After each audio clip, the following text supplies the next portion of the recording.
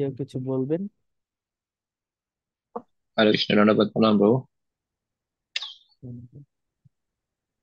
প্রভু, কালকে আমরা আলোচনা করছিলাম গুরু পরম্পরা সম্বন্ধে। তারপরে আমাদের খুব ইম্পর্টেন্ট একটা টপিক ছিল ঋত্বিক। ঋত্বিকের বিষয়ে আরেকটা টপিক ছিল প্রভুপাদ কেন প্রতিষ্ঠাতা আশ্চর্য, আর আছে ইসকন গুরুবৃন্দ। হরে কৃষ্ণ, ধন্যবাদ। হরে কৃষ্ণ। তো ঋত্বিক মতবাদ, যেটা থেকে আমাদের মুক্ত থাকতে হবে এবং ইসকনের প্রতি আনুগত্যতা মানে হচ্ছে শ্রবণ কীর্তন ইসকনের ডিভোটিদের কাছ থেকে করতে হবে। আমরা এটা বলছি না যে ইসকনের বাইরে কোনো মহাত্মা নেই বা ইসকনের বাইরে কেউ সাধু হতে পারে না, এটা বলছি না। কারণ চারটি সম্প্রদায়কে চৈতন্য মহাপ্রভু অনুমোদন করেছেন। হ্যাঁ, সেই চারটি সম্প্রদায়, তারাও বৈষ্ণব, তারাও ভক্ত, তারা অনুমোদিত সম্প্রদায়। তাদের ভিতরে অনেক বড় বড় মহাত্মা আছে, থাকতে পারে। কিন্তু আমি যেহেতু আন্তর্জাতিক কৃষ্ণ ভাবনামৃত সংঘের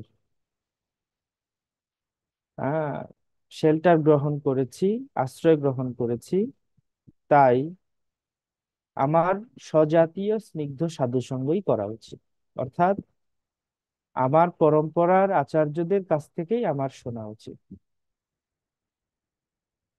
যদি আমি অন্য পরম্পরার ভক্তদের কাছ থেকে শুনতে যাই, তাহলে পরম্পরার ভিতরে যে একটু ডিফারেন্স আছে সেটা আমি বুঝতে পারবো। ফলত আমি নিজেকে সংশোধন করতে গিয়ে পরে অনেক দেরি হয়ে যাবে, সময় ক্ষেপণ হবে। তো সেই জন্য এখনকার ইন্টারনেটের যুগ, অনেকেই ক্লাস দেন ইন্টারনেটে, তাই আমাদের সাবধান থাকতে হবে। সবার কাছ থেকে শ্রবণ কীর্তন করা যাবে না, তাহলে আমাদের ভিতরে কিছু ভুল জিনিস প্রবেশ করবে এবং সেই ভুলকে সংশোধন করতে অনেক সময় লেগে যাবে। এটা হচ্ছে খুব গুরুত্বপূর্ণ। তাদেরকে আমরা সাধু বলে বিবেচনা করতে পারি, তাদেরকে আমরা প্রণিপাত নিবেদন করতে পারি, ব্যাস। যদি তারা আমাদের মন্দিরে আসে, আমরা তাদেরকে প্রসাদ দিতে পারি, তাদেরকে আমরা মালা দিতে পারি, ভগবানের প্রসাদী মালা দিতে পারি, ব্যাস enough। শ্রবণ কীর্তন করব আমরা নির্ধারিত ব্যক্তির কাছ থেকে। তো কালকে আমরা এই সমস্ত বিষয়ে ডিসকাস করেছি। হ্যাঁ, শিল প্রভুপাদের প্রতিষ্ঠাতা আচার্য রূপে ভূমিকা, তিনি যে মহাপ্রভুর অত্যন্ত নিকটজন, সেই প্রসঙ্গে আজকে আমরা আলোচনা করব গুরু পদাশ্রয়। গুরু পদাশ্রয়ে, এটা 30 পৃষ্ঠায় বর্ণিত হয়েছে এই গ্রন্থে। যাদের কাছে গ্রন্থটা আছে একটু দেখে নেবেন। আর সবচেয়ে ভালো হয় যদি ক্লাসের আগেই আপনারা পড়ে আসেন। গুরু পদাশ্রয়। তো প্রথমত আমরা আন্তর্জাতিক কৃষ্ণ ভাবনামৃত সংঘে সাথে পরিচিতি লাভ করি। তো কৃষ্ণ ভাবনামৃত সংঘের সাথে পরিচিতি লাভ করার পরেই আমাদের খুব স্বাভাবিকভাবে আমরা শিল প্রভুপাদের কাছে ঋণী। কারণ আমরা যা কিছু আজ পেয়েছি, এটা শিল প্রভুপাদের কারণে পেয়েছি। আপনারা বলতে পারেন যে না, আমি তো প্রসাদ খেয়ে ভক্ত হয়েছি, ভালো ভালো প্রসাদ খেয়েছি তারপরে ভক্ত হয়েছি। তো একবার চিন্তা করে দেখুন, এই যে প্রসাদ আপনি পেয়েছেন, কেন পেলেন? প্রভুপাদ যদি ফুড ফর লাইফ বা প্রসাদের এই দেবার ব্যবস্থাটা চালু না করতেন, তাহলে কি আপনি প্রসাদ পেতে পারতেন? না, পেতে পারতেন না। আমাদের মন্দিরে এখন অস্ট্রেলিয়া ওনার জন্ম। উনি একজন সারা পৃথিবীর এক্সামিনার চেয়ারম্যান, আমার শিক্ষাগুরু অতুল কৃষ্ণ প্রভু, তিনি এখন অবস্থান করছেন মন্দিরে। তো উনি আমাকে এই আইডিসি ট্রেইনার হিসেবে, তারপরে ভক্তিশাস্ত্রী, TTC 1, TTC 2, এই সমস্ত কিভাবে আমরা শিখাবো সেগুলো উনি ট্রেনিং দিয়েছেন। তো উনি কালকে ওনার ক্লাসে বলছিলেন যে আমি, কালকে না, গত পরশু সম্ভবত ক্লাসে বলছিলেন যে উনি কিভাবে কৃষ্ণ ভাবনামৃতে এসেছিলেন। ওনাদের এলাকায় প্রভুপাদ গিয়েছিলেন, তখন উনি খুব শিশু ছিলেন। তারপরে ওইখানে নিয়মিত প্রসাদ বিতরণ হতো, আর উনি প্রসাদ খেতে যেতেন। তাই একদিন কোন একজন ভক্ত ওনাকে বলল যে অনেকগুলো প্রসাদ বেঁচে গেছে, তুমি নিয়ে যাবে? তো প্রভু বলছিলেন, হ্যাঁ আমি নিয়ে যাব। তো পলিথিনে করে ওনাকে হালুয়া দিয়ে দেওয়া হয়েছে। উনি অনেকগুলো হালুয়া বাড়িতে নিয়ে গিয়েছিলেন, ফ্রিজে রেখেছিলেন এবং ধীরে ধীরে সেটা সেবন করেছেন। এবং উনি বলতে চাচ্ছেন এই যে তিনি কৃষ্ণ ভাবনামৃতে এসেছেন, সেটার কারণ হচ্ছে সেই প্রসাদ।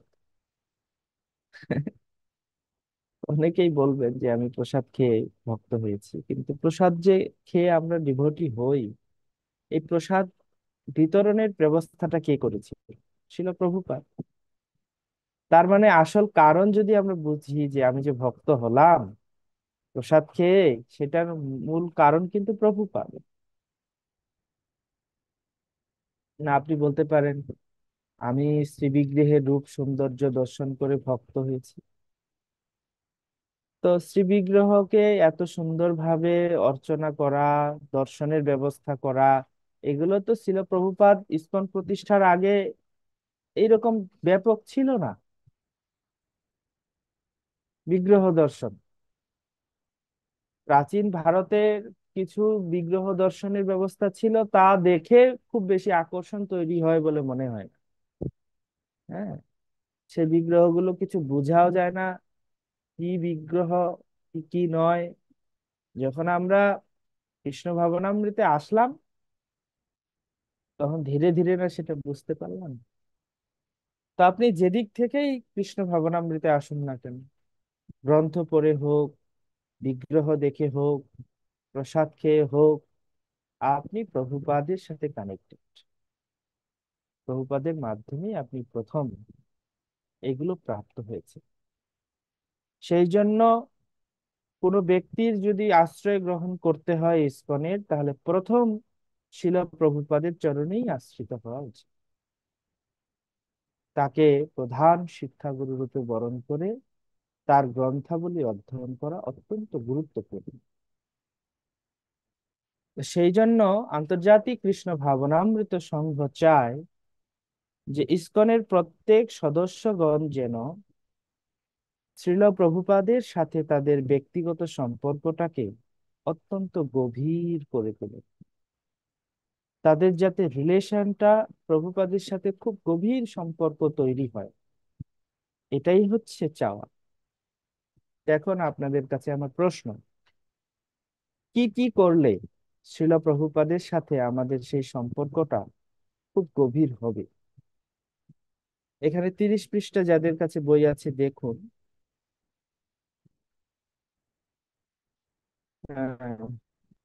করা হয়েছে এটা,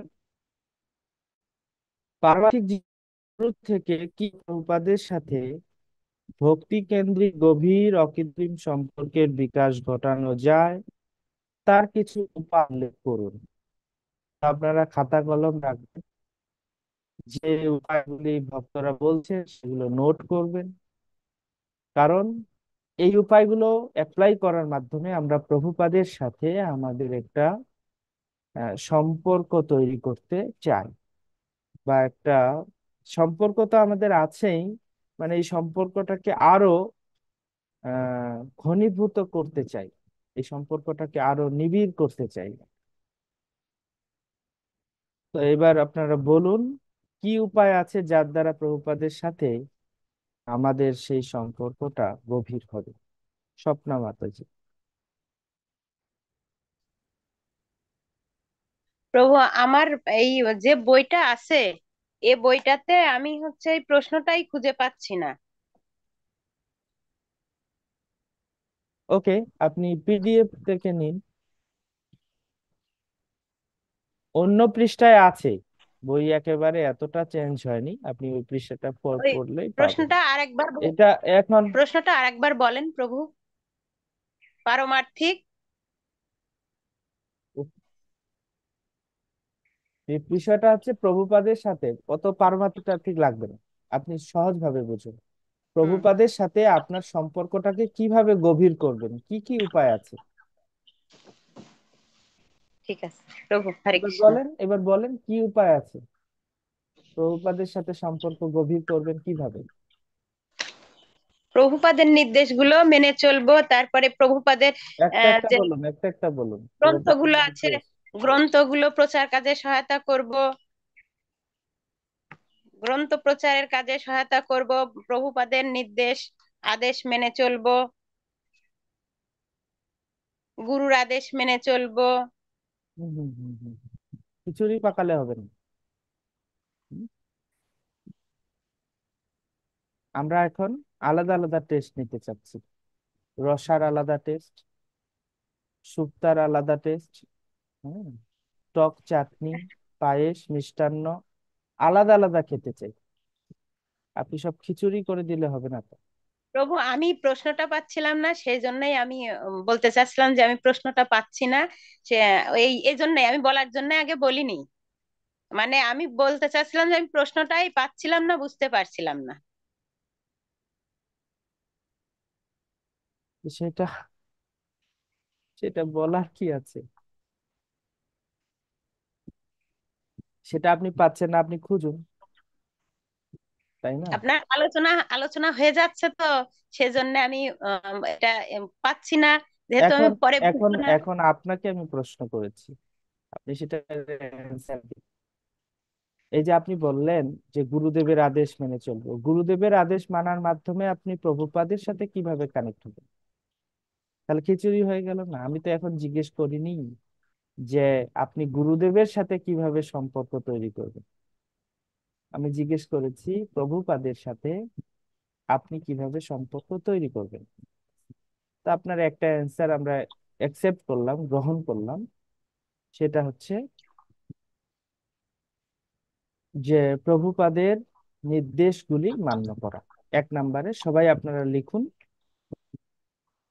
আহ, এক নাম্বার আমরা দিচ্ছি, প্রভুপাদের নির্দেশ যথাযথ রূপে পালন করার মাধ্যমে প্রভুপাদের সাথে আমাদের সম্পর্ক গভীর করা যায়।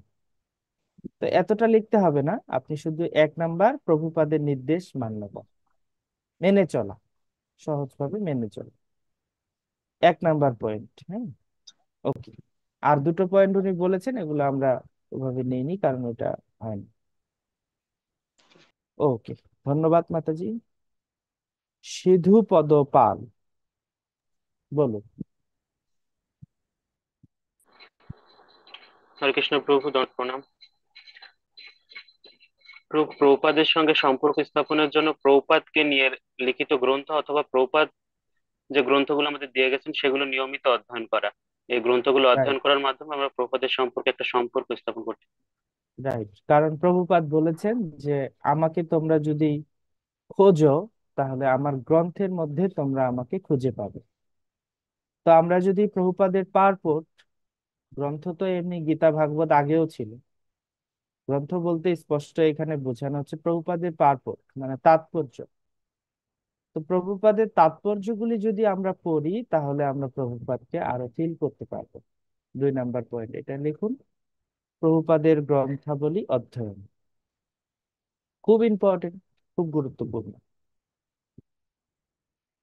ওকে, ধন্যবাদ সিধু প্রভু। তন্ময় সরকার, বলুন।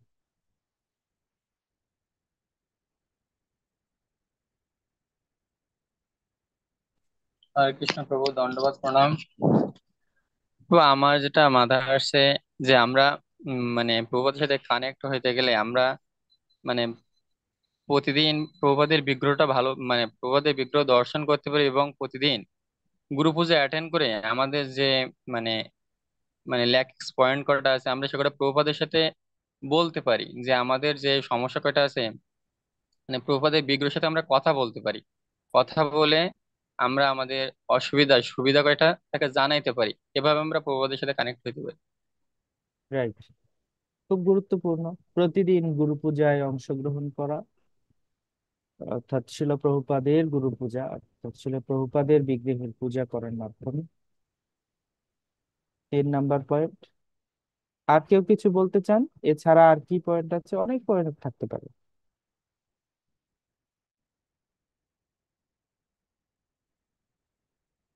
তপময় শ্রীধর দাস প্রভু, বলুন। হরে কৃষ্ণ প্রভু। প্রভু বহুপাদের গ্রন্থ প্রচারের মাধ্যমে। গ্রন্থ প্রচার, প্রচারের মাধ্যমে কিভাবে কানেক্ট হবেন আপনি? মানে প্রভুপাদের গ্রন্থ প্রচারের মাধ্যমে। প্রভুপাদের তো প্রিয় জিনিস প্রভুপাদের গ্রন্থ, প্রভুপাদের লিখিত গ্রন্থ। এটা যদি আমরা ভক্তদের মধ্যে প্রচার করি তাহলে তো প্রভুপাদের সাথে একটা কানেক্টেড হচ্ছে।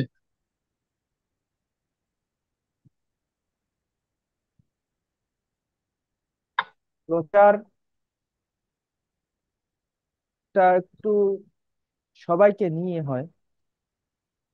আমি মানে গ্রন্থ বিতরণের কথা বলতেছি আমার। হ্যাঁ, গ্রন্থ বিতরণ, ওকে, গ্রন্থ বিতরণকে এইভাবে নেওয়া যায়। সেটা একটু সরাসরি না। হ্যাঁ, প্রভুপাদের সাথে কানেক্ট আমরা আছি, কিন্তু আরো কিভাবে সম্পর্কটা উন্নয়ন করা যায়, উন্নয়ন মানে গভীর করা যায়। তো এটা এইভাবে আমরা নিতে পারি। সেটা হচ্ছে যে উম প্রভুপাদের, প্রভুপাদ সবচেয়ে প্রিয় হচ্ছে গ্রন্থ বিতরণ সেবা। তো সেই সেবাটা যদি আমি করতে পারি তো প্রভুপাদ খুশি হবে। ঠিক এই মনোবৃত্তি নিয়ে যদি আমি গ্রন্থগুলি বিক্রি করি তাহলে আমি প্রভুপাদের সাথে সম্পর্কটা গভীর করতে পারি। অনেকেই গ্রন্থ বিক্রি করে কিন্তু এই জন্য যে সংসার চালানো যাবে, কিছু লাভ হবে। হ্যাঁ, বিবিটির কাছ থেকে গ্রন্থ নিলে এক রেট, আবার সাধারণের কাছে সেল করাতে আরেক রেট। তো দেন কিছু লাভ। তো এইটা এটা গ্রন্থ বিতরণের উদ্দেশ্য নয়। আলাদা উদ্দেশ্য নিয়ে করলে ওইটা প্রভুপাদের সাথে কানেক্ট হবে না। যদি সে এই মনোবৃত্তি রেখে করে যে প্রভুপাদের প্রিয় সেবাই হচ্ছে এই গ্রন্থ বিতরণ, তা আমি এটা করছি মানে আমি প্রভুপাদকে খুশি করতে চাই। হুম? তো এইভাবে যদি চিন্তা করে করে তাহলে এটাও হবে। ধন্যবাদ তপময় প্রভু। এরপর হচ্ছে রবীন্দ্র কুমার সিংহ প্রভু, বলুন।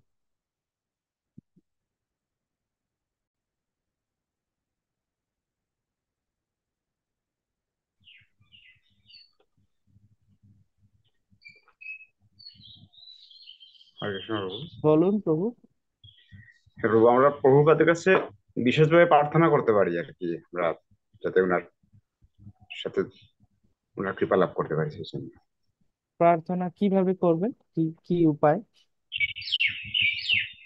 হ্যাঁ, প্রার্থনাটা এইভাবে, এই যে আমরা গ্রন্থের মাধ্যমে প্রভুপাদের সঙ্গ লাভ করে আমরা যাতে এই জ্ঞান যথাযথভাবে প্রাপ্ত হতে পারি, সেটা প্রভুপাদের মানে ওনার আশীর্বাদ প্রার্থনা করতে পারি আর কি। প্রেয়ার, ওকে। প্রভুপাদের প্রতি প্রেয়ার, প্রেয়ারের ভিতরে আরেকটা জিনিস থাকতে পারে, সেটা হচ্ছে মন্ত্র উচ্চারণ। 3 টাইম শিল প্রভুপাদের মন্ত্র উচ্চারণ করা। আমরা প্রতিদিন কীর্তন করি যশ স্ত্রী সন্ধান, স্ত্রী সন্ধ্যা আমি আপনার গুণমহিমা করব, আমি ত্রিসন্ধ্যা আপনাকে স্মরণ করব।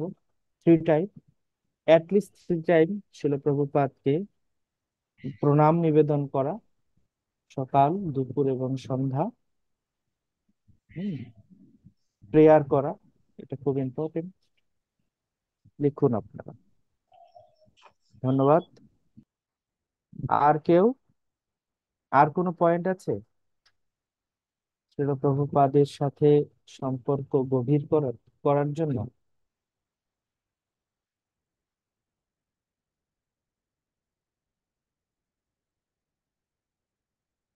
আরো কিছু পয়েন্ট আছে যেটা আমাদের জানা দরকার, আপনারা লিখতে পারেন অথবা ভালো করে শ্রবণ করতে পারেন। যেমন শিল প্রভুপাদের ব্যাস পূজা মহোৎসব খুব ভালো করে পালন করা উচিত, বড় করে পালন করা উচিত। এবং শিল প্রভুপাদের ব্যাস পূজা মহোৎসবে প্রত্যেক ডিভোটির প্রভুপাদের প্রতি শ্রদ্ধাঞ্জলি লেখা উচিত, অথবা শ্রদ্ধাঞ্জলি শ্রবণ করা উচিত।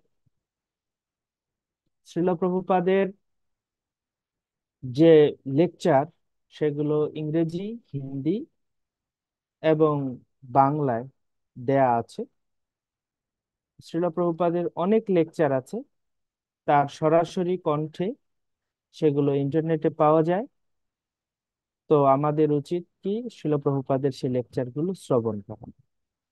তো এখন বাংলা লেকচারের সংখ্যা খুব কম, হিন্দি এবং ইংরেজি লেকচারের সংখ্যাই বেশি। ইংরেজি বেশি, হিন্দিও কম। তো এখন আপনি ভাবতে পারেন যে আমি তো ইংরেজি বুঝি, প্রভুপাদের লেকচার শুনতে পারবো? তো তার উত্তরটা হচ্ছে হ্যাঁ, অবশ্যই। কারণ প্রভুপাদ একটা ইংরেজি শব্দ বলেছেন, ট্রান্সেন্ডেন্টাল ভাইব্রেশন, মানে অপ্রাকৃত শব্দ তরঙ্গ। এটা আমরা আত্মার দিক থেকে সবাই বুঝি। তো প্রভুপাদের ইংরেজি হোক বা হিন্দি হোক, যে কোনো লেকচার আমরা শুনতে পারি। শুনতে শুনতে আমরা একসময় প্রভুপাদের কথাগুলি বুঝতে পারবো। এমনি জেনারেল ইংরেজি আমি বুঝি আর না বুঝি, প্রভুপাদের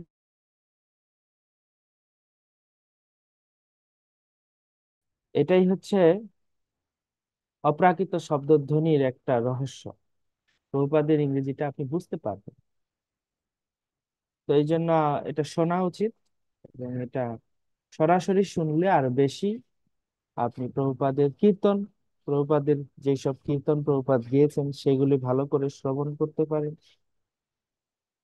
তারপরে শ্রী শ্রীমৎ ভক্তিচারু স্বামী গুরু মহারাজ, তিনি আহ তিনি একটা শিল প্রভুপাদের জীবনীর আলেখ্যর উপরে একটা চিত্র প্রদর্শনী চলচ্চিত্র নির্মাণ করেছেন। চলচ্চিত্র অভয়চরণ সিরিয়াল নির্মাণ করেছেন। তো এটা আমাদের নেচারের সাথে একদম যায়, আমরা নিয়মিতই সিরিয়াল দেখতে পছন্দ করি। তো এখন প্রভুপাদের সিরিয়ালটা যদি আমরা দেখি, এটা কিন্তু আরেকটা আমাদের ভিতরে ফিল তৈরি হয়। আপনারা দেখেছেন কখনো যে বড় বড় স্টার যারা আছে ফিল্ম ফিল্ম জগতে, তাদেরকে আপনি কখনো দেখেন নাই, কিন্তু তাদেরকে কেউ যখন মারে তখন আপনার ব্যথা লাগে? লাগে তো নাকি? নায়ককে যদি মারে আপনার ফিল হয়, ও কেন মারছে, ওকে মারো, ওকে মারা ঠিক না, এই শয়তান গুন্ডাটা ওকে কেন মারবে। তারপরে নায়িকাকে যদি তুলে নিয়ে যায়, আপনার আপনার কষ্ট হয়।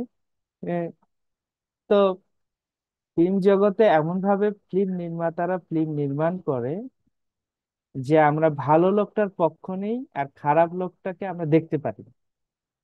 তো দেখতে দেখতে এরকম হয় যে আমরা তাদেরকে এতটা ফিল করি যেন আমরা তাকে চিনি।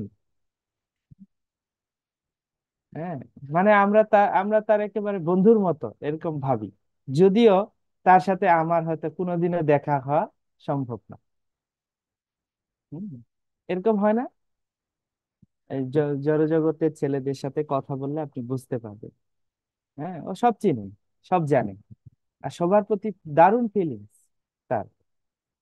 কেন ফিলিংস? ওই দেখতে দেখতে দেখতে দেখতে, তাদের অভিনয় দেখতে দেখতে দেখতে দেখতে তার প্রতি এই ধরনের ফিলিংস এসছে। তাদের কার্যকলাপ দেখতে দেখতে দেখতে দেখতে তাদের প্রতি এই ধরনের ফিলিংস এসছে। সম্বন্ধের উন্নয়ন ঘটেছে। ও, অমুক খুব ভালো। খুব ভালো। তাই এটা এটা একটা জড়জাগতিক কথা বললাম। তো আমরা পারমার্থিক জীবনে যদি আমরা যেমন সহজ ভাবে যারা আমাদের এরকম সিরিয়াল, তো আমরা জড়জাগতিক সিরিয়াল গুলো দেখবো না, আমরা সিরিয়াল দেখতে পারি রামায়ণ, মহাভারত এবং শিল প্রভুপাদের জীবনী। তো আমরা যদি শিল প্রভুপাদের জীবনী উপরে নির্মিত যে সিনেমা বা সিরিয়াল সেটা যদি আমরা দেখি, তাহলে ধীরে ধীরে প্রভুপাদের প্রতি আমাদের ভালোবাসা আরো গভীর হবে। আরেকটা জিনিস করা যেতে পারে, সেটা হচ্ছে শিল প্রভুপাদের পছন্দের যে আইটেম, যেটা প্রভুপাদ খেতে পছন্দ করতেন, সেটা আপনি রান্না করতে পারেন। তাতে আপনার রান্নাও শেখা হবে, আর প্রভুপাদের প্রিয় আইটেম রন্ধন করার ফলে আপনি প্রভুপাদের কাছাকাছিও যেতে পারেন। তো প্রভুপাদ শিশুকালে উনি কচুরি খুব পছন্দ করতেন।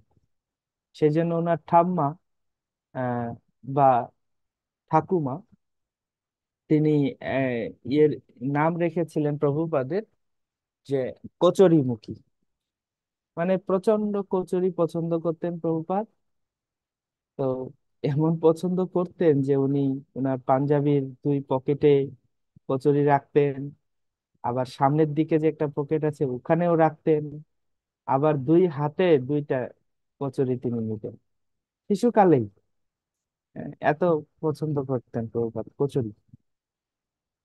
তো আপনি চাইলে কচুরি কিভাবে বানায় সেটা শিখতে পারেন, তারপরে সেটা বানিয়ে প্রভুপাদকে অর্পণ করতে পারেন। হ্যাঁ, আর ওনার পছন্দের খাবার যেহেতু, সুতরাং উনি ওটা ইগনোর করবেন না। হ্যাঁ, আর এখন তো উনি দিব্য দেহ প্রাপ্ত হয়েছে, তার মানে ওনার এখন পেটে গ্যাসও হবার কোনো সম্ভব। হ্যাঁ, সুতরাং আপনি বেশি করেও কচুরি দিতে পারেন। একবার শ্রীশ্রীমৎ ভক্তিচারু স্বামী গুরু মহারাজ এখানে স্বামীবাগে এসে বর্ণনা করছিলেন যে আমি প্রতিদিন ওনাকে বাটি চচ্চড়ি রান্না করে দিচ্ছিলাম, আর উনি প্রতিদিন বাটি চচ্চড়ি খুব খাচ্ছিলেন। তাই দেখে আমি ভয় পেয়ে গেলাম।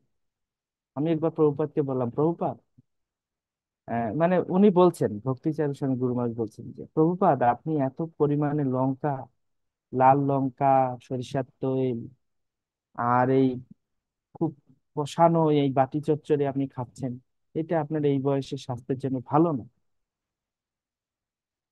তখন প্রভুপাদ বলে, না না এটা না, এটার সাথে সম্পৃক্ত হবার ফলে এটা ওষুধ তৈরি হচ্ছে। হ্যাঁ হ্যাঁ, তুমি এরকম ভেবো না। তবুও প্রভুপাদকে উনি একটু কম লঙ্কা দিয়ে দিয়েছে। তা প্রভুপাদ, কি ব্যাপার কম লঙ্কা দিয়েছে কেন? বলে, না প্রভুপাদ আপনার যদি লঙ্কা কোনো অসুবিধা করে। বলে, পাগল, ঘিয়ের সাথে যদি লঙ্কাটা পরিমিত না হয় তাহলে ঘিটা হজম হবে না। লঙ্কার লবণটা পরিমিত না হয় তাহলে ঘিটা হজম হবে না। আর লঙ্কার সাথে যদি ঘিটা অ্যাডজাস্ট না হয় তাহলে লঙ্কাটা হজম হবে না। দুটো একে অপরের পরিপূরক এটা। হুম। যদি আমি ঘি ছাড়া শুধু লঙ্কা খাই তাহলে সেই লঙ্কাটা আমার পেটটা জ্বলবে। আবার যদি লঙ্কাটা কম হয়ে ঘিটা বেশি খাই তাহলে ঘিয়ের কারণে আবার পেটে এটা হজম হবে, রিসেন্টলি হতে পারে। তো দুটোই যখন কম্বাইন্ড হবে তখন সেটা উপাদেয় হবে। প্রভুপাদ বুঝিয়ে দিলেন ওনাকে। তখন উনি ঠিক আছে ঠিক আছে প্রভুপাদ, আমি এরপর থেকে এটা ঠিক করে দেব এবং কোনো কম কিছু করবো না।" তো মানে ভক্তিচারী স্বামী গুরু মহারাজের ভয় ছিল যে বেশি করে খেলে কিছু হয় কিনা প্রভুপাদের, এই পটল চচ্চড়ি বা বাটি চচ্চড়ি বেশি করে খাচ্ছিলেন প্রভুপাদ, সেই জন্য। তো এখন আপনি, এখনকার দিনে আপনি চাইলে প্রভুপাদকে বাটি চচ্চড়ি অনেক ভোগ লাগাতে পারেন, কোনো অসুবিধা নেই। কারণ প্রভুপাদের এখন আর শারীরিক কষ্ট হবে না, কারণ প্রভুপাদ এখন চিন্ময় শরীরে রয়েছেন, তিনি দিব্য শরীরে রয়েছেন। সেজন্য ওনার কোনো প্রবলেম হবে না। আর বেশি করে যদি বাটি চচ্চড়ি প্রভুপাদকে নিবেদন করেন, তাহলে আপনাকে কিছু বৈষ্ণবদেরকেও নিমন্ত্রণ করতে হবে। হ্যাঁ, তারপরে আমরাও কিছু কিছু অংশ হিসেবে পেয়ে যাব, তাই না? তা এইভাবেই তো নিজের খাবারের ব্যবস্থাটা করে নিতে হবে, তাই না? নাহলে তো অসুবিধা। তো প্রভুপাদ আর কি পছন্দ করতেন? প্রভুপাদ গোলাপ জাম পছন্দ করতেন। তারপরে প্রভুপাদ গ্রিন কোকোনাট, মানে নারিকেল, নারিকেল ডাব পছন্দ করতেন খেতে। জানতেন আপনারা এগুলো, যে প্রভুপাদ এগুলো পছন্দ করেন? না? তো যাকে প্রিয় মানুষ, যাকে আমি ভালোবাসতে চাচ্ছি, তিনি কি পছন্দ করেন সেটাই জানি না, তাহলে কি করে হবে? তাহলে কি হবে? তাহলে কিভাবে সম্পর্ক গভীর হবে? তো যেমন আমরা কৃষ্ণকে ভালোবাসি, তো কৃষ্ণের কি কি প্রিয় এটা আমাদের জানা দরকার। তারপরে আমরা চৈতন্য মহাপ্রভুকে ভালোবাসি, তো ওনার কি কি প্রিয় এটাও আমাদের জানা দরকার। এবং প্রভুপাদকে ভালোবাসি, ওনার প্রিয় গুলোও জানা দরকার। গুরুদেবকে ভালোবাসি, তাই ওনার প্রিয় আইটেম গুলো জানা দরকার। শুধু আইটেম নয়, যে কিছু প্রিয় জানা দরকার। কারণ ভক্তির একটা লক্ষণের ভিতরে আছে 64টা লক্ষণের মধ্যে একটা লক্ষণ, 64টা ভক্তির ভক্তির লক্ষণ আছে, 64 প্রকারের ভক্তি আছে। তার ভিতরে এক প্রকারের ভক্তি হচ্ছে প্রিয় বস্তু অর্পণ করা। অর্থাৎ গুরুদেব ভগবানের যা প্রিয় সেইটা তাকে দেওয়া উচিত। 64 ভক্তির মধ্যে এটা একটা প্রকার ভক্তি। তো এইভাবে আমরা আমাদের সম্বন্ধগুলোকে উন্নত করতে চাই। আচার্যগণ বললেন, সে সম্বন্ধ নাহি যার, বৃথা জন্ম গেল তার, সেই পশু বড় দুরাচার। সেই রিলেশনটা বা সেই সম্পর্কটা যদি না থাকে, বৃথা জন্ম, বৃথা জন্ম। গুরু কৃষ্ণের সাথে যদি আমাদের সম্পর্ক তৈরি না হয়, তাহলে এই মানব জীবনের কি কি উদ্দেশ্য? এটাই মুখ্য উদ্দেশ্য।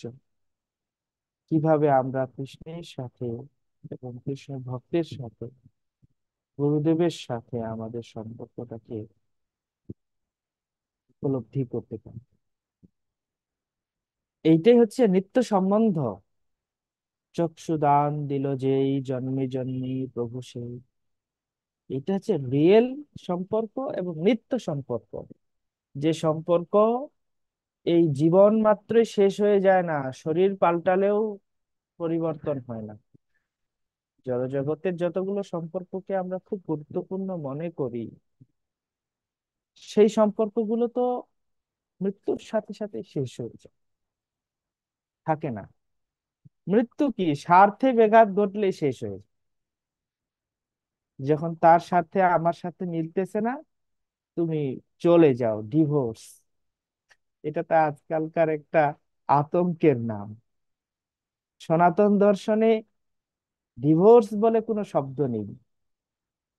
সনাতন দর্শনে একটা স্বামী স্ত্রীর মিলন বা তাদের সম্বন্ধকে বলা হয় যে জন্ম জন্মান্তরে।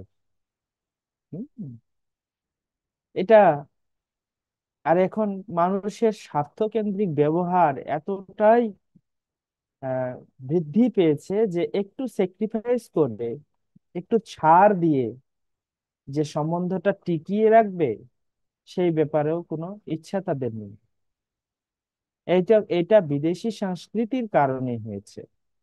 এটা পার্শ্ববর্তী যে সংস্কৃতি আমাদের আছে, আমরা যে সমাজে বাস করছি তার পাশে আরেকটা সংস্কৃতি আছে, তারা যেমন একটু স্বার্থে ব্যাঘাত ঘটলেই একেবারে বিদায়। ওইখান থেকে এই সংস্কৃতিটা আমাদের ভিতরে প্রবেশ করছে।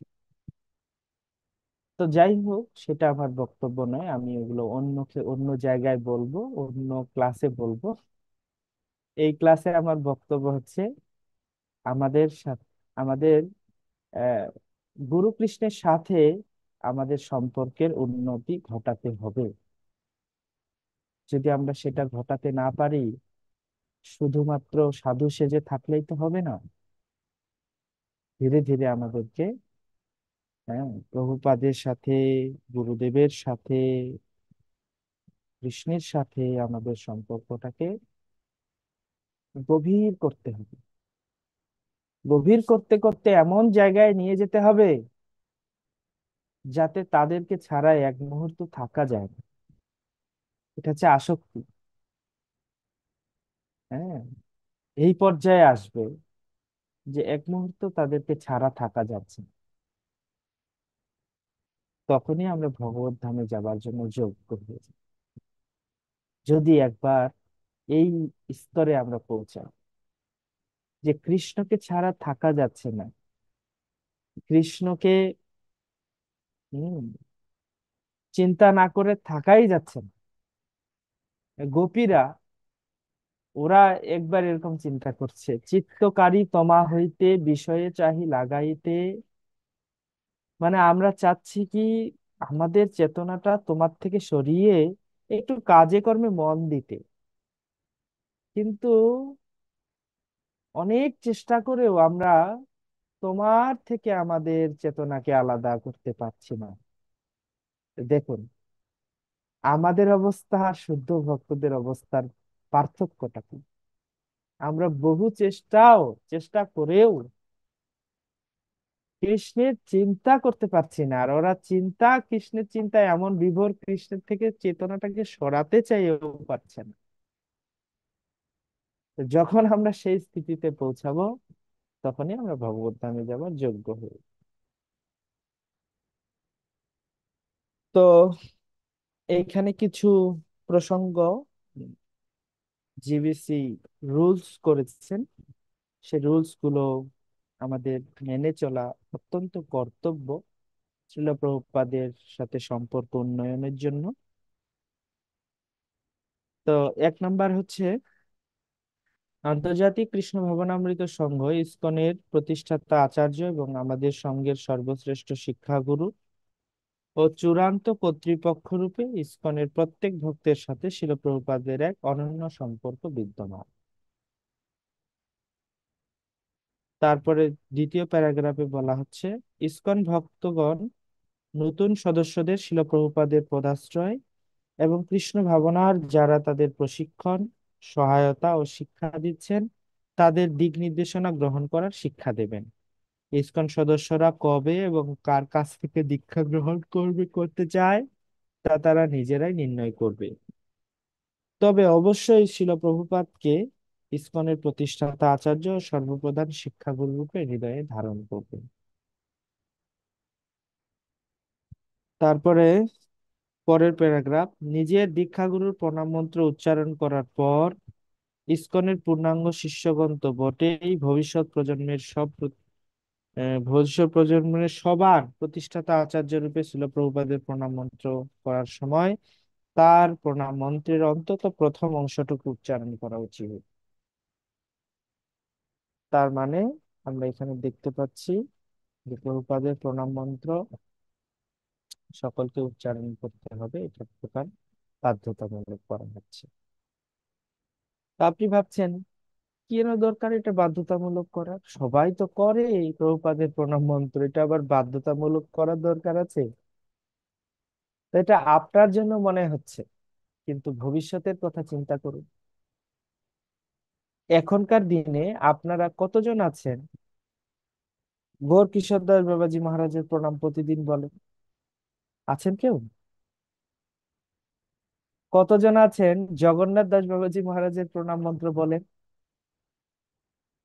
তো এমন একটা দিন আসবে, শিল প্রভুপাদও অনেক প্রিভিলিয়াস আচার্য হবেন, তিনি অনেক জেনারেশন এসে যাবে।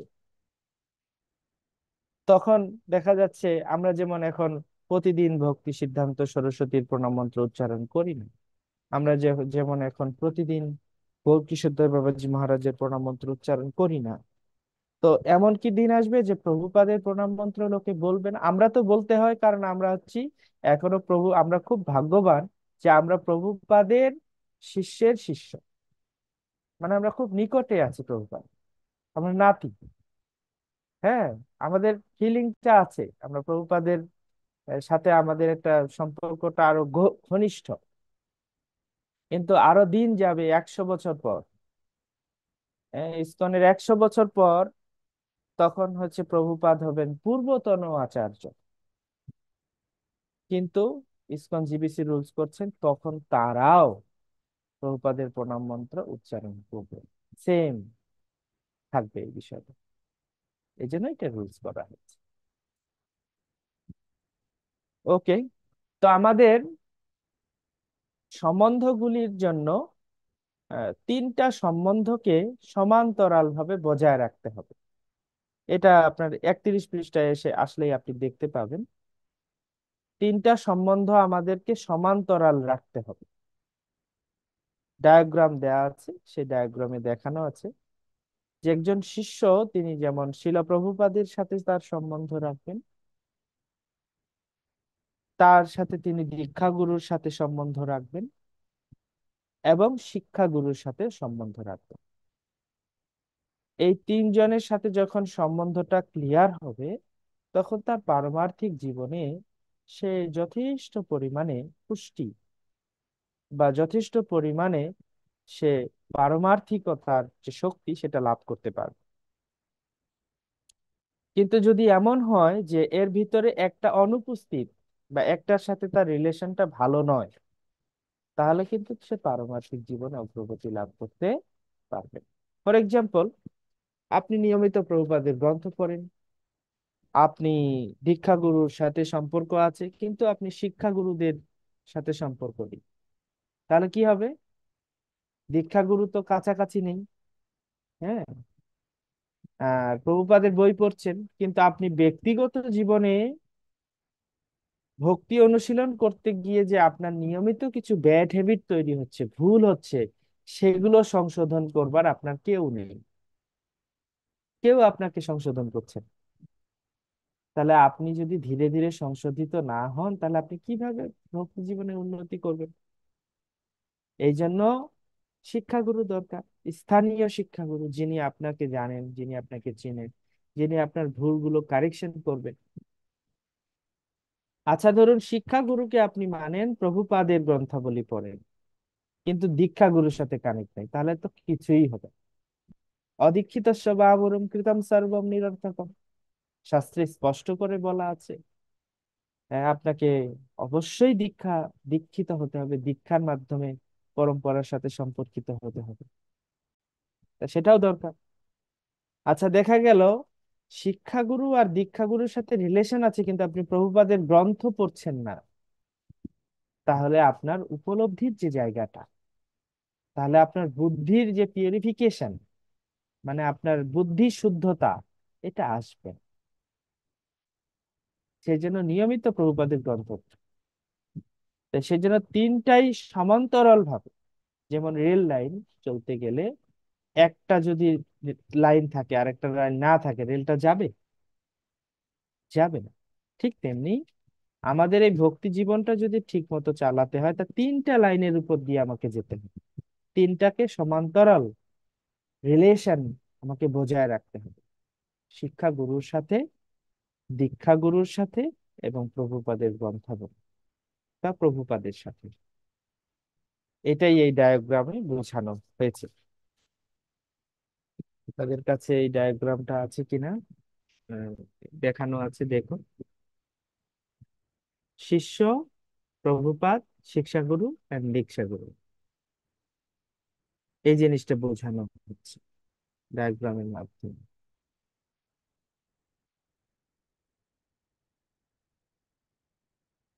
ওকে,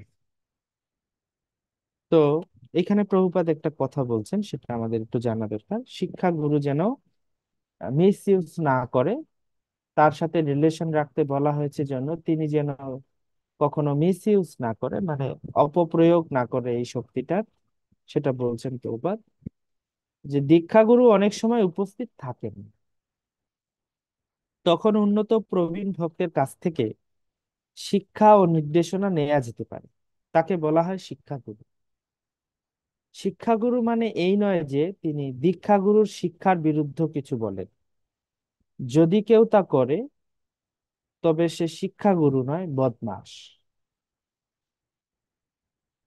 তো প্রভাত বলে দিলেন কে শিক্ষাগুরু? যে দীক্ষাগুরু যা বলেছেন সেটাই রিপিট করবে, শাস্ত্রে যা বলা হয়েছে সেটা রিপিট করবে, তিনি এটার বিরুদ্ধে কোনো কথা বলবেন না।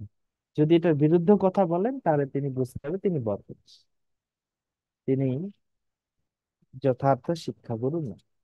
প্রভুপাদ নিজেই বলে গেছেন।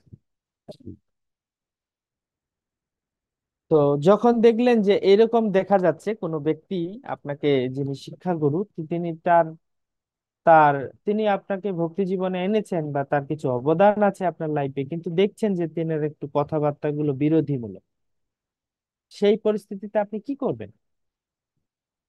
সেই পরিস্থিতিতে আপনি শিক্ষাগুরুর বা তত্ত্বাবধায়কের পরিবর্তন করবেন। ওনাকে অসম্মান করবেন না, কিন্তু আরেকজনের সাথে আপনি কানেকশন তৈরি করবেন যাকে আপনার আদর্শ বলে মনে হয়। যিনি আদর্শ ভক্ত তার সাথে সম্পর্ক তৈরি করে আপনি আপনার ভক্তি জীবন যাপন করবেন। তা না হলে আপনার ভক্তি জীবন তো থেমে থাকবে ওখানে। কারণ আপনার শিক্ষাগুরু যখন আদর্শ মনে হবে না, তখন আপনি তার আদর্শ নাই, তখন আপনিও ঢিলা দিয়ে দিবেন। আরে উনি করে না, আমি আর কি করব, এরকম হয় কি? উনি তো করে না, আমাকে কি বলবে? হ্যাঁ, তো তখন আপনি ঢিলা। তো এইভাবে ঢিলা দিতে দিতে আপনার পারমার্থিক জীবনের লস। আপনি কেন করবেন এটা? তাই আদর্শ কোনো শিক্ষাগুরুর সাথে আপনি সম্পর্ক উন্নয়ন করুন, এটা কোনো অসুবিধা নেই। কারণ শিক্ষাগুরু যেহেতু অনেক হতে পারে, এই জন্য অসুবিধা নেই। ওকে, গুরু পদাশ্রয় যে প্রসঙ্গগুলি আমরা ডিসকাস করলাম, এটা মূলত প্রথমত একজন শিষ্য তিনি প্রভুপাদের পদাশ্রয় গ্রহণ করবেন। প্রভুপাদের পদাশ্রিত হবার জন্য কোনো যোগ্যতার দরকার নেই, যে কেউ প্রভুপাদের পদাশ্রিত হয়ে ভক্তি জীবন যাপন করতে পারেন, কিন্তু গুরু পদাশ্রয় হবার জন্য যোগ্যতা প্রয়োজন। পদাশ্রয় গ্রহণ করার পর তাকে অবশ্যই প্রতিদিন 16 মালা জপ, প্রত্যেক দিন ভগবানের প্রসাদ ভোজন, 4টা নিয়ম পালন, এটা হচ্ছে গুরু পদাশ্রয়ের যোগ্যতা। যিনি এই অবস্থানে আছেন তিনি গুরুদেবের পদাশ্রয় গ্রহণ করবেন। আর যে এর নিচের অংশে জপ করেন তারা গুরু পদাশ্রয় গ্রহণ করতে পারবেন না। তো গুরু পদাশ্রয় গ্রহণ করার জন্য যোগ্য না হয়ে করা যাবে। কিন্তু এমনকি যদি কেউ আমিষ ভোজন করছে তারা প্রভুপাদের পদাশ্রয় হতে পারে, কোনো অসুবিধা নেই। তো প্রথম প্রভুপাদ পদাশ্রয়, তারপরে ধীরে ধীরে যখন তিনি একটু যোগ্য হলেন তখন গুরু পদাশ্রয়। এই বিষয়টি খেয়াল রাখবেন। তো এখন গুরু পদাশ্রয় করবার জন্য আহ, গুরুদেবকে নির্ণয় করা দরকার, আমি কার কাছ থেকে দীক্ষা নেব। তো আমি তো অসৎ গুরুর কাছ থেকে দীক্ষা নেব না, আমি তো এটা জানি। কিন্তু এখন আমার ভিতরে একটা ভেজাল লেগেছে বা পেঁচ লেগেছে, সেটা হচ্ছে যে ইসকনের গুরুরা তো সবাই সৎগুরু, তাই না? কেউ তো আর এখানে অসৎ না, সবাই সৎ। তো এদের ভিতরে আমি কাকে সিলেকশন করব, কার চরণ আশ্রয় গ্রহণ করব, কিভাবে করব? যখন অসৎদের ভিতর থেকে সৎকে বের করতে হয় তখন অসৎদেরকে পরিত্যাগ করে সতের আশ্রয় নেওয়া যায়। কিন্তু যেখানে সবাই সৎ, তার ভিতরে একজনকে বাছাই করাটা কি সহজ কাজ বলে মনে হয় আপনাদের? এটা সহজ না। আমরা জড়জগতের গুরুদের পরিত্যাগ করেছি, কারণ আমরা জানি তারা অসৎ গুরু। তারা সৎ নয়, তাদের উদ্দেশ্য সঠিক নয়। কিন্তু ইসকনের যারা গুরু, তারা তো সবাই সদ্গুরু। তো এই সব সবাই সব সদ্গুরুদের ভেতরে আপনি কাকে বাছাই করবেন, কিভাবে বাছাই করবেন? এখানে পৃষ্ঠা নাম্বার 32, এটা এর সাবজেক্টটা হচ্ছে গুরু নির্বাচন। সুবিবেচনার সাথে আপনাকে দীক্ষা গুরু নির্বাচন করতে হবে। বিবেচনা না করে দীক্ষা গুরু নির্বাচন করা উচিত নয়। তো গুরু নির্বাচনের কিছু অযথার্থ কারণ আমরা এখানে বিচার করে দেখব। তৎপূর্বে আপনাদের কাছে একটা প্রশ্ন আছে। প্রথম প্রশ্নটা হচ্ছে, আপনি লিখুন প্রশ্নটা, কারণ এটা আপনাদের অ্যান্সার করতে হবে। লিখুন, আপনি আপনার গুরুদেবের কাছে কি খুঁজছেন বা অনুসন্ধান করছেন? এটা হচ্ছে 1 নম্বর প্রশ্ন। বইয়ে কিন্তু এগুলো আছে। 2 নম্বর প্রশ্ন হচ্ছে, সদ্গুরুর যোগ্যতা কি? এই দুটো প্রশ্নের উত্তর আপনাকে লিখতে হবে বইয়ে। বই থাকলে বইয়ে লিখবেন, বই না থাকলে আপনি খাতায় লিখবেন। আর পিডিএফ ফাইল থেকে দেখে নিন, এটা পৃষ্ঠা নাম্বার 32। দেখে নিন, 2টা প্রশ্ন করা হয়েছে। 2টা প্রশ্নের জন্য 2-4 মিনিট সময় আপনাদেরকে লেখার জন্য আমি দিলাম। 4 মিনিট পর আমি আবার আসছি। হরে কৃষ্ণ।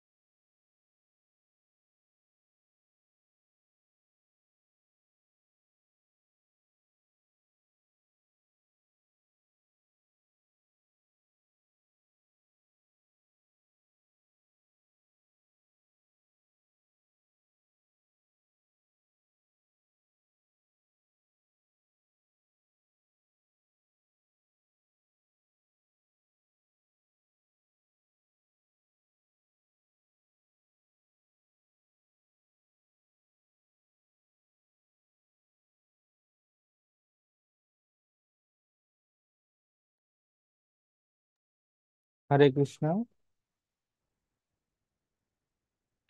তো আপনারা কে কি লিখলেন একটু যদি দু একটা পয়েন্ট শেয়ার করেন, যে গুরুদেবের কাছে আপনি কি খোঁজেন। হ্যাঁ, আর হচ্ছে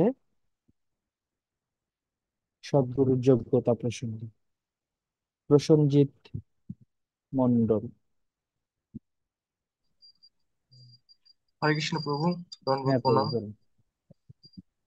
আহ প্রথম প্রশ্নের উত্তর, যে সদ্গুরুর কি কি যোগ্যতা থাকা প্রয়োজন, এটা হচ্ছে যে শ্রী গুরুদেব গুরু পরম্পরায় থাকবেন, কৃষ্ণ তত্ত্ববেত্তা হবেন, শাস্ত্রীয় বিধিবিধান অনুসারে আচার এবং প্রচার করবেন, এবং হরিনাম পরায়ণ হবেন। আর হচ্ছে 2 নম্বরটা, আহ আমি আমার গুরুদেবের কাছ থেকে কি খুঁজছি বা অনুসন্ধান করছি, যে আমি আমার গুরুদেবের কাছ থেকে এই যে মানব দেহ ধারণের, মানে আমি কেন এই মানব দেহ ধারণ করেছি, আসলে আমার মানব দেহ ধারণের কি উদ্দেশ্য বা আমার সঠিক পথ কোনটা, এটা জানতে চাচ্ছি। রাইট। হরে কৃষ্ণ প্রভু। হরে কৃষ্ণ হ্যাঁ হরে কৃষ্ণ বলুন। প্রভু, আমি হচ্ছে প্রথম প্রশ্ন যেটা আমি গুরুদেবের কাছ থেকে কি করছি, সেটা প্রভু যে এই জীবনে যাতে ভগবত ধামে ফিরে যাওয়া যায়, সেই সেই উপায় হচ্ছে সেই উপায় হচ্ছে আমি গুরুদেবের কাছ থেকে করছি। আর দ্বিতীয় প্রশ্নতে সদ্গুরুর যোগ্যতা কি? তাতে অনেক গুরু পরম্পরায় যুক্ত থাকবেন, আর হচ্ছে অ্যাজ ইট ইজ ভাবে উনি হচ্ছে যে আমাদেরকে সবকিছু বলবেন, আর হচ্ছে ওনার স্বরূপ দমন করবেন, আর হচ্ছে উনি যে আহ, শাস্ত্রীয় বিধান দেবেন সেটা পূর্বতন আচার্যদের সাথে সাংঘর্ষিক না। রাইট, ধন্যবাদ।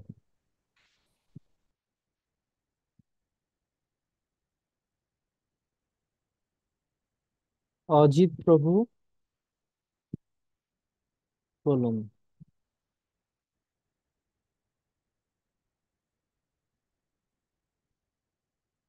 ধন্যবাদ প্রণাম প্রভু। হ্যাঁ,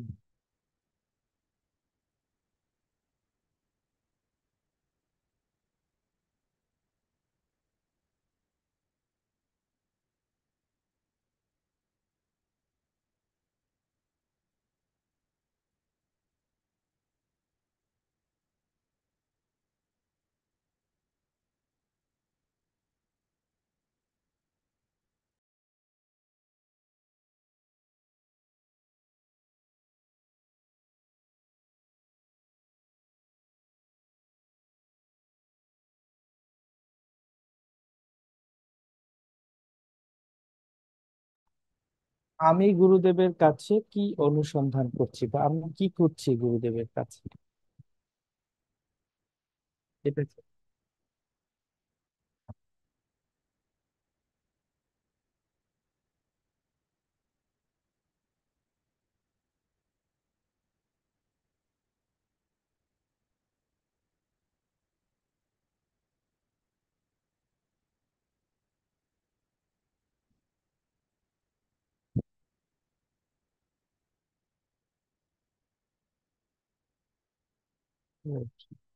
ধন্যবাদ প্রভু। তন্ময় সরকার প্রভু বলুন।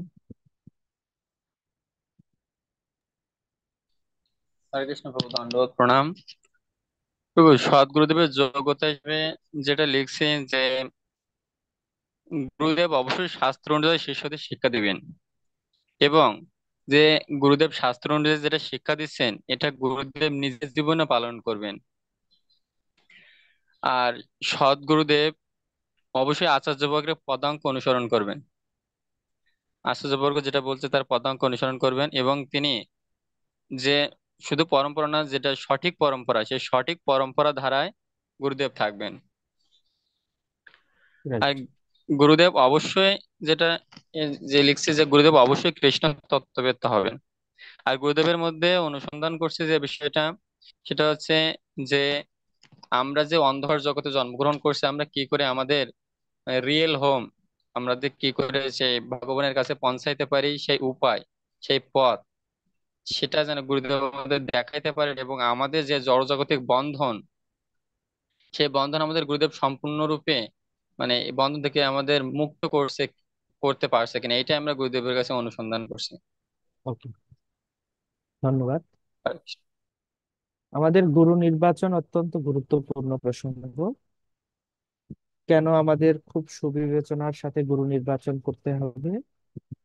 কারণ আমি যদি আগে বিবেচনা না করে আমার কার প্রতি পূর্ণ আকর্ষণ রয়েছে এটা যদি সঠিকভাবে বিবেচনা না করে আমি গুরু নির্বাচন করি, তাহলে হচ্ছে এমন হবে যে সদ্গুরু গ্রহণের পর আমার অন্য আরেকজন গুরুর প্রতি আকর্ষণ তৈরি হতে পারে। তখন দেখা যাচ্ছে যাকে আমি গুরুরূপে বরণ করেছি তার প্রতি যদি আকর্ষণের মাত্রাটা কমে যায় তাহলে তার চরণে অপরাধ হবে। কারণ তিনিও সদ্গুরু, এই ব্যাপারে কোনো সন্দেহ নেই।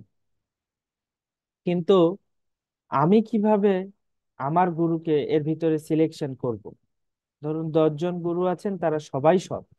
তার ভিতরে আমি কার কাছ থেকে নিব এটা কিভাবে সিলেকশন করব, এটা খুব ইম্পর্টেন্ট। তো এই জন্য গুরু নির্বাচনের কিছু অযথার্থ কারণ আছে, সেইগুলো সেইভাবে গুরু নির্বাচন করা উচিত না। তো আপনারা এই পয়েন্টগুলো লিখতে পারেন, আমি একটা একটা করে বলবো, আপনারা চাইলে বলতে পারেন। বলুন তো কি কি গুরু নির্বাচনের অযথার্থ কারণ আছে যেভাবে গুরু নির্বাচন করলে ভুল হবে? আপনাদের কাছে মনে হচ্ছে যে এইভাবে নির্বাচন করলে ভুল হবে, বলতে পারবেন কেউ? আমার মনে হয় হ্যান্ড রাইজ হবে না। তো এই জন্যই আমি বলছি আপনারা লিখুন, আমি বলছি। একটা বিষয় হতে পারে, সেটা হচ্ছে প্ররোচিত হওয়া। লিখুন, প্ররোচিত হওয়া। মানে কেউ আপনাকে প্রিচিং করছে, এই তুমি আমার গুরুদেবের কাছ থেকেই নাও, ইনার কাছ থেকে নিলে এই হবে সেই হবে, হ্যাঁ এটাই তোমার করা উচিত। আপনি নিজস্ব ইচ্ছাটা ব্যক্ত করার সুযোগ পেলেন না, অন্য আপনাকে চাপালো আর আপনি সেইভাবে নিয়ে নিলেন তার কথা শুনে। তো এটা তো হলো না। আপনি নিজের রুচি অনুসারে নিতে হবে। যদি আপনি আরেকজনের চাপানোতে নেন, চাপের দায় নেন, তো ওই সময় আপনি নিবেন ঠিকই তার মর্যাদা রক্ষা করে, কিন্তু পরে আপনার এটা ভালো লাগবে না যে আমি বেকার উনার চাপে পড়ে নিলাম, কিন্তু আসলে তো আমার অমুক মহারাজকে পছন্দ ছিল, উনার চাপে পড়ে ইনার কাছ থেকে নিতে হবে। তাহলে এখানে নিজস্ব বুদ্ধিমত্তার প্রয়োগ, এটা শিষ্যের ব্যক্তিগত অধিকার, কারোর দ্বারা প্ররোচিত হয়ে নেওয়া উচিত না। হম অনেক সময় শিক্ষাগুরু এই প্ররোচনা করতে পারে, আপনাকে চাপিয়ে দিতে পারে, না তোমাকে নিতেই হবে এনার কাছ থেকে। আপনার পিতামাতা আপনাকে চাপাতে পারে, না আমার গুরুদেবের কাছ থেকেই তোমাকে দীক্ষা নিতে হবে, আপনার পিতামাতাও চাপাতে পারে। কিন্তু ইসকন অথরিটিটা বলতে চায় এটা চাপানোর প্রসঙ্গ না, এইটা একজন শিষ্যের ব্যক্তিগত অধিকার, সে কাকে গুরুরূপে বরণ করে, এটা তার ব্যক্তিগত অধিকার। তাই প্ররোচিত হয়ে কখনোই গুরু গ্রহণ উচিত নয়। 1 নাম্বার অযথার্থ। 2 নম্বর হচ্ছে গুরুদেবের শিষ্য সংখ্যা দেখে গুরু গ্রহণ, এটা অযথার্থ। তার অনেক শিষ্য আছে, আমিও যদি সেখানে যোগ দেই তাহলে তো আমরা অনেক বড় দল হতে পারবো। অথবা অনেক কম শিষ্য আছে, আমি যদি যোগ দেই তাহলে আমি গুরুদেবের আদর স্নেহ বেশি করে পাবো। কেন? কম শিষ্য, উনি যত্ন নিতে পারবে। তো শিষ্য সংখ্যা অনুযায়ী গুরু সৎ বা অসৎ হয় না। নরোত্তম দাস ঠাকুরের গুরুদেব লোকনাথ গোস্বামীর একটাই শিষ্য ছিল, নরোত্তম দাস। তাই বলে কি তিনি অসৎ গুরু ছিলেন? শিষ্য সংখ্যাটা ফ্যাক্ট নয়, তার কতগুলো শিষ্য এটা আপনার জানার বিষয় নয়। তাই শিষ্যদের সংখ্যা দেখে গুরু নির্বাচন না করা, গুরু নির্বাচন করা অযথার্থ। 2 নাম্বার এটা গেল। 3 নাম্বার হচ্ছে গুরুদেবের ভিতরে জাতীয়তার বিচার করা। ইসকন ইন্টারন্যাশনাল সোসাইটি, এখানে নানা দেশের লোকেরা রয়েছে, তাদের ভিতরে যারা শুদ্ধ স্তরে অধিষ্ঠিত আছেন, যথার্থই যোগ্য ব্যক্তি, তাদেরকে গুরু ভূমিকা পালন করবার জন্য জিবিসি নির্দেশ দিয়েছে। সেই অনুসারে তারা গুরু হিসেবে আন্তর্জাতিক কৃষ্ণ ভবনামৃত সঙ্গে সেবা প্রদান করছেন। সবাই যার যার জায়গায় আমরা সেবা প্রদান করছি। আপনারা ইসকনের ডিসাইপল, আপনারা বিভিন্ন স্তরে মন্দিরগুলোতে সেবা প্রদান করছেন। এই যে আমি আপনাদেরকে ক্লাস দিচ্ছি, এটাও কিন্তু আমার একটা সেবার ভিতর পড়ে। আমার সেবাটাই এই। আমি ক্লাস দিচ্ছি আপনাদের। তো এইভাবে একজন গুরুদেব, তিনি কিন্তু কৃষ্ণকে সেবা করছেন এইভাবে, আমাদের উদ্ধারের দায়িত্ব নিয়ে, আমাদের দীক্ষা দেওয়ার মাধ্যমে তিনি কিন্তু কৃষ্ণের সেবা করছেন, এটা তার সেবা। তো সেই গুরুদেবের মধ্যে জাতীয়তা বলা, এই ইনি বাঙালি, উনি